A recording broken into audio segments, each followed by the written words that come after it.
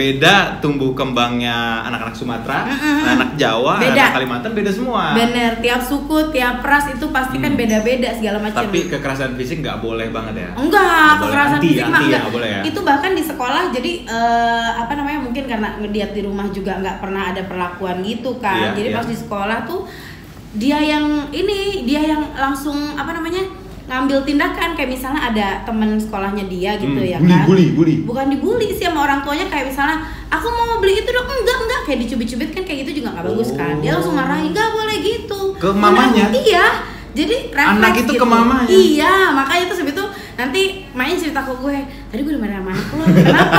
Iya gara-gara gue nyubit anak gue. Ya iyalah pasti, gue bilang, karena dia nggak pernah lihat hal itu di rumah gitu. Tapi nggak apa-apa. Jadi refleks gitu ya, nggak apa-apa sih, cuma jatuhnya akhirnya kan kita juga kasih pandangan ke dia, janganlah kalau bisa nggak usah nyakitin. Kadang nih ya ngomel aja yang udah dengan darah tinggi, meloan orangnya gue langsung kayak maafin bunda ya tadi gitu, langsung minta maaf. Iya, tapi perlu pasti. Menurut aku itu perlu banget. Gitu. Karena itu membangun si interaksi kedekatan sama orang tua justru lebih lagi. Sama kayak kita kalau misalnya suami istri, menurut aku tapi abis berantem langsung dikomunikasiin, maaf-maafan, bye-byean, lalu langsung menjadi keluarga yang lebih harmonis. Karena nggak boleh dibiarin berlarut-larut kayak gitu kan. Setiap ada masalah, anak-anak juga kayak gitu. Misalnya udah dia udah ngelakuin salah, kita juga udah ngaku, kita marahin dia. Maksudnya mungkin nggak sepatutnya ngomong tinggi kan, ngomong dengan nada tinggi. Kalau frekuensinya sering juga nggak bagus. Gitu. Jangan pakai do lah. Agak gitu. Ke re-nya di bawah gitu. Ke crash minor bisa. Tapi ya maksudnya kan udah ngerti kayak gitu. Cuman dia udah ngerti nih kalau misalnya memang guenya lagi agak ngambek nggak mau ngomong, itu mungkin fatal tuh yang dia lakuin. Nanti biar nunggu nih dia ngelakuin sesuatu, ngakuin kesalahannya yang mana, baru dia tuh udah mulai cair lagi. Berarti dia udah tahu level-levelnya gitu. Ada trigger sendiri untuk ngomong nggak? Dianya yang ngomong ke orang tua gitu, si anak? Dia tuh kadang-kadang orangnya masih agak suka sedikit gengsi. Jadi kalau misalnya pas dia ngelakuin kesalahan agak gede, biasanya dia nulis surat. Nah, emaknya tuh paling nggak bisa tuh kalau baca surat. Gue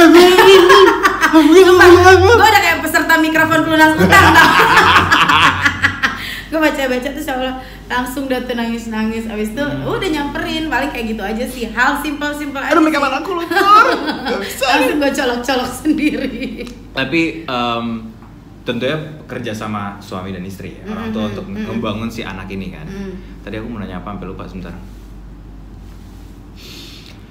Masih muda. Gadget, sorry.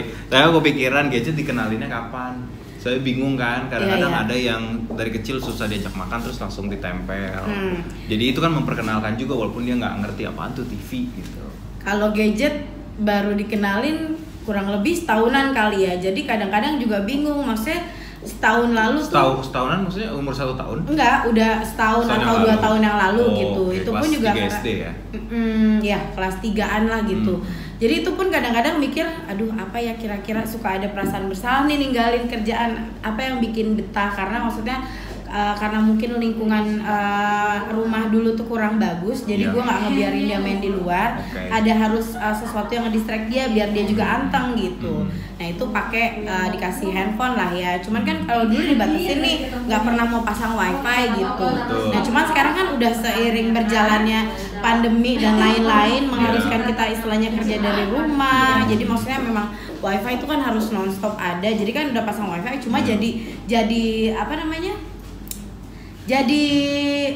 Jadi bumerang juga buat kitanya nih, maksudnya anak betah tapi jadi kadang suka lupa kontrol waktu gitu. Kalau zaman aku dulu kecil kan kita udah diperkenalkan sama video game ya. Waktu itu udah masuk PlayStation yang pertama. Nah kalau itu dibatesin weekend doang, terus jam 9 udah harus tidur. Alias gue kan pulang kerjaan semua segala macam, bukan kerjaan sorry, aktivitas bocah-bocah les-les itu kan baru jam 5 ya. Terus sholat maghrib apa segala macam, ujung-ujungnya cuma dari jam 7 sampai jam 9 doang. Berebutan juga sama abang. Itu sedih banget, jam 9 harus tidur nangis tapi makanya kayaknya ini harusnya ada jalan tengahnya guys. Karena gadget jatuhnya sama video game kan udah jadi satu. Bener. Nah kalau pas lagi awal-awal dikenalin itu sebelum pasang wifi itu memang dikasihnya cuman Jumat Sabtu Minggu. Jadi udah selesai sekolah nih Jumat sore baru dikasih. Apa tuh? YouTube, nonton film atau main Dia game? lebih sering ngeliat YouTuber luar sih, kayak apa sih namanya? aduh. Tolong jangan referensinya YouTube yang tonton bocah-bocah, saya nggak tahu. Sumpah. Iya nggak tahu ya, maksudnya kan Tapi tentang apa? Ini Dude Perfect, dia sukanya kayak gitu-gitu. Terus dia suka si Zack King. Itu masih family friendly tuh dua. Masih. Jadi kan kita juga kontrol nih dia nonton apa aja gitu. Paling mentok-mentok dia sering nonton ini, kalau sekarang nontonin tayangan dia aja. Yang syuting kemarin berapa kali gitu. Suka narsis juga dia. Suka lucu ya. Oh gitu, tapi aku udah gak tertarik lagi. Iya. Gitu, bingung kan? Bingung gak lo dikasih jawaban anak-anak kayak gitu?